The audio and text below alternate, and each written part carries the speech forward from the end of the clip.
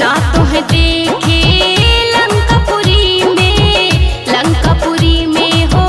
लंकापुरी में, ना तोह देखे लंकापुरी में, ना राजा रावण के साथ मुनरिया पाया कहाँ है हनुमान, मुनरिया पाया कहाँ।